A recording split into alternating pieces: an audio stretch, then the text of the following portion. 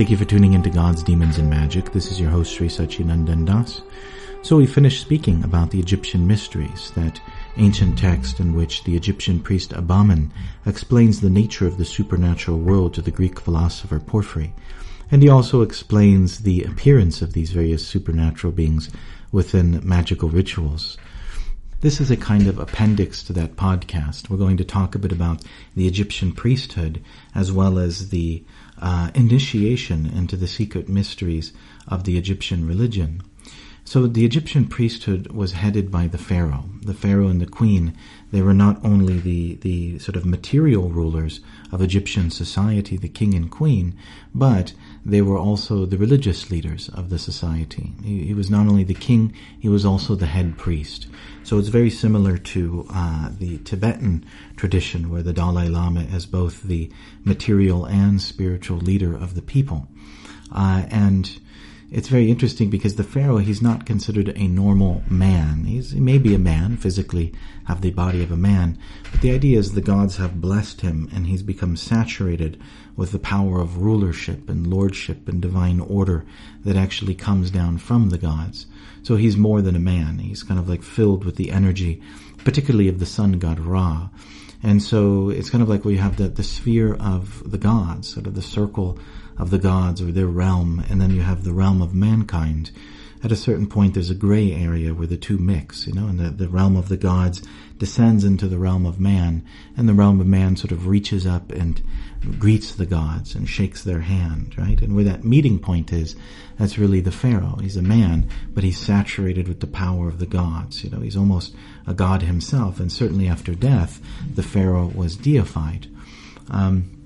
And he's identified with the sun god, with Ra, with Horus. In fact, with Thutmose III, he recounts that when he was entering the holiest of holies of the temple on his coronation day, and they're performing the ritual of coronation, very similar, you might say, to the European tradition, where the king-to-be would sit down on this sacred stone, and the bishop or the pope or someone would stand behind him and actually crown him, on behalf of God. He's receiving the blessings of the divine platform. So similarly, in the midst of receiving this blessing, Thutmose III sort of entered into a trance, and he had a divine vision. And he saw himself ascending upward on a falcon and flying all the way up into the heavens and meeting the sun god himself, Ra. And so the sun god is the king of the gods, and he really represents the divine will, or the will of God, or the will of Amun, or the will of the transcendental platform, the good, the absolute, the one, as it manifests into reality and orders the universe. As we heard in the previous podcasts, there's a kind of vision of the universe, that the universe is brought into order by that divine light of the one, or the good, or the transcendental platform, which shines into this world as the sun god, and then creates sustenance and life throughout the entire universe, and brings everything into harmony with itself, and kind of brings the universe in orbit around itself, just as the planets orbit around the sun. So both the sort of material reality as well as the realm of the gods, everything is brought into a kind of circular, harmonious order by the presence of the sun god. And so he's the king of all the planets and the king of the gods, and he's the one that establishes divine order within the universe. And he is the one that sort of establishes the will of the divine within the universe. And he also helps to guide mankind upward towards the divine. It's kind of like he takes this light of the divine platform from the transcendental realm, from the absolute, the good, or the one, and he shines it down into matter and illuminates matter. And then the gods take that light which is shining from the sun god, and then they also shine it themselves. It sort of shines through them like a prism, and then they're able to order the universe with that divine light. And not only does he bring the light downward into the world, but the individuals within this world are brought upwards towards the divine platform by him as well. It's kind of like by interacting with the source of that divine light in this world, one is drawn upward by the sun god, and he purifies you and rectifies your consciousness and prepares you for spiritual illumination, and ultimately for the soul's transcendence of matter totally, and reunification, ultimately with God or on the transcendental platform. And so he is sort of the nexus between the material and spiritual. And the Pharaoh, then we see with Thutmose III, he's sort of brought into the audience of this great, powerful being, and then he becomes blessed with the power of the god. Like the power of the sun god Ra fills the Pharaoh, and he becomes more than just a man. Now he's sort of a manifestation of Ra on earth, and he's a manifestation of that divine light, that divine power, which is coming from the transcendental platform.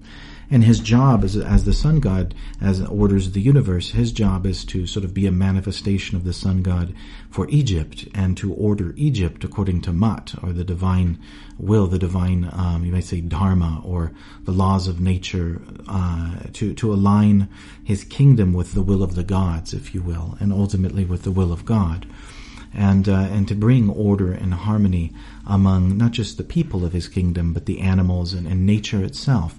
He was responsible for essentially being a manifestation of the power of the gods right there in this earthly realm. And he's also responsible for the spiritual upliftment of the people, just as the sun god also draws people upward from lower consciousness and brings them towards the transcendental platform. So similarly, in addition to establishing order within his kingdom, the Pharaoh was meant to draw the people upwards in consciousness and bring them closer towards spiritual realization. And so really you see, this is almost like his two roles. One is kind of establishing order on behalf of the sun god and the gods, which is the role of the king. And then the other is the head priest, which is sort of guiding the people upwards towards spiritual illumination. And so, the Pharaoh itself in both of these roles is a manifestation of the sun god. And the sun god in many ways is the king of the universe as well as the head priest. And so this element of sort of being the spiritual guide of the society then was very important for the Pharaoh. And within the Egyptian tradition, the various rituals that were performed and the various names of the gods and the symbols of the gods and the things that were used to sort of give one a direct experience of the gods, these magical rituals, they're all very secret. And it's kind of like, you had to sort of work your way upward through initiation until you came to a very high level of the priesthood, and the higher you got, the more would be revealed to you. And the highest level of knowledge was revealed to the Pharaoh. So the Pharaoh was the individual who was kind of like given the highest level of this mystical secret knowledge of the mystery schools, of the initiation schools of ancient Egypt.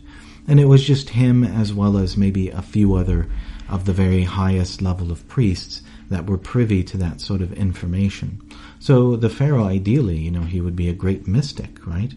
Absorbed in these kind of experiences himself, these direct revelations with the supernatural world and directly coming in contact with the gods. And so the general priesthood, they were sort of worshipping the gods on his behalf. So being that he's kind of in between the realm of gods and men, he's really sort of like the link between the realm of men and the realm of the gods. And the realm of men contacts the gods through him. He's sort of like the one delegated individual that is authorized to interact with the gods within the kingdom. But because obviously he's a busy person, he doesn't worship in every single temple, so he delegates that task to the priesthood, and they all work on his behalf. So even when the priests would enter the temples, and by the way, it was kind of like a very private affair. Only the priests were allowed into certain section of the temples and witnessed certain aspects of the worship of the statues or deities. And when the priests did come forward to perform their worship, they would announce to the deity or the statue that they're doing this on behalf of the Pharaoh. So each priest saw himself as simply a representative or someone working for the Pharaoh and doing the priestly duties of the Pharaoh. And these temples were huge affairs. In fact, a very large portion of Egyptian society was absorbed in priestly duties. They might be full-time priests, or they might just do priestly duties, every few months or something. It was their turn to be a priest in the temple. But a very large portion of the society was engaged like this in the temples, to such an extent that it was, people having personal altars or religious sacrifices and things in their homes. It wasn't that common, because most people were just absorbed in the worship at the gigantic temples. And these temples weren't simply, little buildings or something. These were entire cities, like Heliopolis or Thebes. These different places. They were holy centers. The cities of Egypt were temple centers, and the cities sprung up around the temples. You can still see this today in India, in places like Jagannath Puri, where you have a major temple, and then the city is surrounding the temple, and the temple was there first, right? Thousands of years old. Or what's interesting also in India, if you look at the temple of Sri Rangam, if you just take a moment and look that up, you'll see this South Indian temple of Sri Rangam, centered around the deity of Ranganath. It's a Sri Vaishnava temple. It's very much like these ancient Egyptian temples like Karnak. It even looks very similar. So if you want to see what one of these temples would look like today, you can still visit today. You can visit these gigantic temples in South India, with their gopurams, their towers, and their circular walls surrounding the temple. And then you kind of enter the temple and you go into deeper and deeper levels of the temple.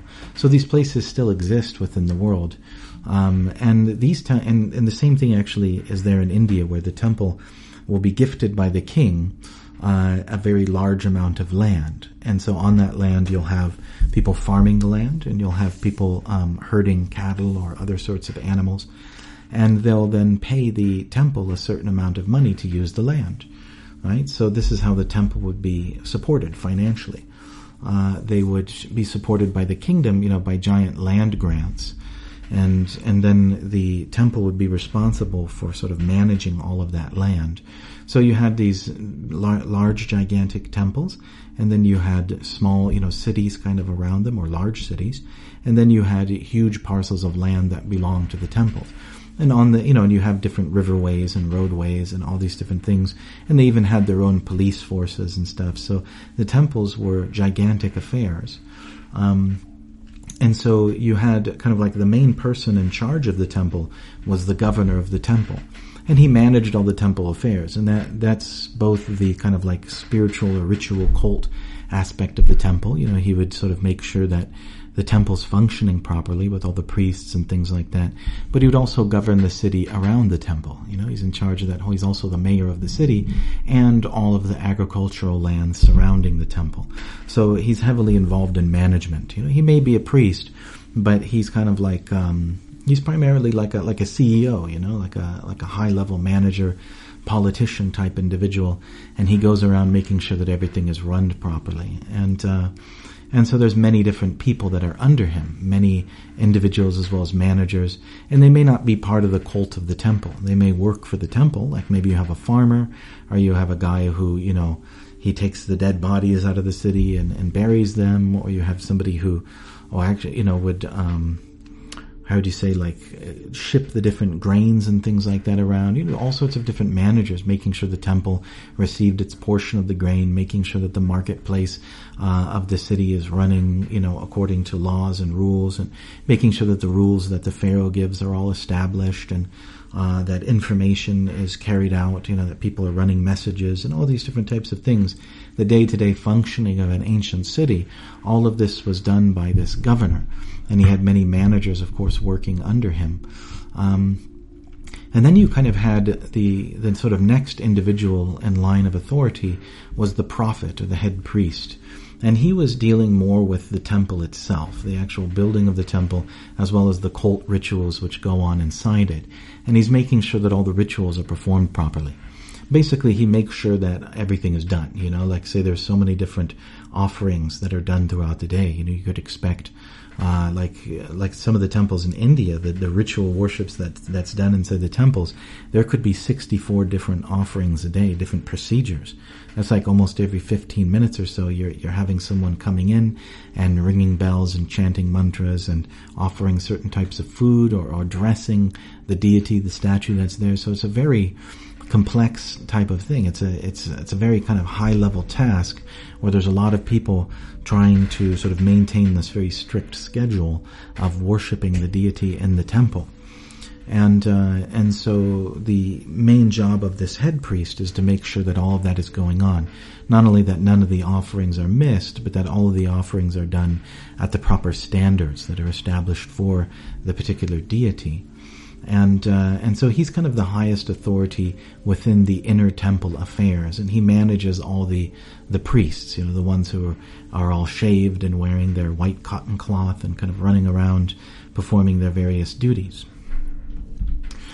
And then the temples were also educational centers. Just like the universities in Europe and America, they began as religious centers. Oftentimes you'll find a church in the middle of the university. So the sort of like, the tradition in Europe of the priests and the monks being the educators, it was the same thing in Egypt, where you had the temple wasn't only a religious worship place, it was also a university. And so you had the chief instructor, and the instructor, as well as, the teachers that worked underneath him, they would teach all the children, their ABCs, right? Well, whatever. Their hieroglyphs, like the scribes would be taught how to read and write, etc. And the priests would be given the regular, or be taught in the basic knowledge of the cult, right? The philosophy, the esoteric philosophy, and the sort of cosmology of that particular temple, who are the gods and how they're worshipped, and all of this would be taught. So they're being taught their spiritual knowledge, and they're also being taught their material knowledge. Growing up in that particular community, you almost have like all the students come regularly for class, and they receive their spiritual and material education, as well as they're taught proper behavior. And they're also taught how to chant their mantras properly, their prayers, and how to perform the ritual formulas properly as well. And then within all these students, you might have a certain class of priests, sort of like the higher level priests, who their job is kind of designated even from childhood to be sort of full-time priests. They would be taught other kind of sub aspects of knowledge, right? Like they would be taught astrology, they would be taught how to recite the various stories, carry on the oral traditions, the storytelling of the various cults of Egypt. They could also be taught medicine, they could be taught court etiquette, like maybe they're being trained to be sent as a like an advisor to the Pharaoh, or to work in the court of the Pharaoh, or be a scribe in the court of the Pharaoh. They would have to learn all the ins and outs of politics and dealing with the royal court. And so they would be taught all of this stuff, right? So these are very serious educational centers. And the main mood of these temples was simple living, high thinking, right? The priests, they didn't make much money. Some of them did, like maybe the head priest or the governor or something. They could be very wealthy. And oftentimes priests, unfortunately, they would also fight, because a lot of these positions were passed down in a hereditary manner, and so everyone's staking their claim and trying to push forward for more and more money or a higher position within the society, even to the extent that over time, especially in the Greco-Roman period, it was established that the priests had to take tests to make sure they were actually qualified and educated to be priests, because the tendency was, people are maneuvering politically using money and bribing and all these things in order to get positions within the priesthood, but then everything becomes degraded, right? And so occasionally there were movements to try to reestablish the quality of the individual as that thing which qualifies them to have the position of the priest. But in general, the priesthood lived in a very simple way. They didn't have much money. They lived kind of only living on kind of what they needed, and they were more absorbed in thinking, absorbed in higher thoughts and studying philosophy and things like that. So it's a very peaceful, simple life dedicated to spiritual realization, worship of the gods, and study of philosophy. And you also had other priests that lived within these temple cities that were artisans. They would build the sacred statues. Perhaps they were involved in the building of monuments, and they would also make these sacred deities, right? They would participate in the opening of the mouth ceremony, that famous ceremony in which, after the statue has been created according to the various rules, most likely they would say established by Thoth, right, by Hermes. And so, he gives certain rules of how the deity should be made, how it should look, what size it should be, the sacred statue. And then they would perform a ceremony where they unbind the mouth of the deity, and it's considered that the god has actually entered into, or is assuming the form of that deity to be worshipped. And you see this again with India. It's very interesting how close India is to ancient Egypt. But even today, the same process is followed. There's something called the Shilpa Shastra, where certain priests or Brahmins, they, according to those scriptures, they make these sacred forms, and then during the certain ceremony, rather than binding the mouth of the deity and then removing the bind on the mouth, they bind the eyes. They put a blindfold on the deity, and then during that ceremony, they take the cloth off of the eyes, and it's considered that that particular god has entered into the deity, or has assumed that deity as its body, and is now willing to accept worship through that deity. And so you had these different priests who were in charge of those sort of rituals. You also had certain priests which would take care of the statue or deity, the Pharaoh, that were in each temple. There's you'll see, just like, for example, in Roman times, they would insist that the emperor is also represented within the holy centers. There's sort of like the various religious institutions were expected to pay some reverence or acknowledge the authority of the king. And this is one of the ways of establishing that holy order of the king within the kingdom, to make it clear to the people that he's part of sort of the order of the gods, and he's blessed by the gods, and in order to establish their will among mankind. And so similarly, you'll see that within these ancient Egyptian temples, there was a statue of the Pharaoh, and his sort of cult was also carried on within the temple. And so there's priests that were specifically devoted to that. And then, of course, you have scribes who are almost like a world unto themselves. You could speak for a very long time about the nature of the scribes. Writing itself was considered sacred. It was considered magical, as well as the creation of the various symbols, the sacred language, like the hieroglyphs. All these things were considered a very mystical process. And, of course, they're closely related to Imhotep, right? And, in fact, when the scribes would finish writing, and they dip their sort of quill or their writing instrument within the ink well, and they would sort of dip it then within the water to clean it, then that sort of ink water that they'd been using, they pour some of it as a libation to Imhotep, right? So they're like a cult to themselves.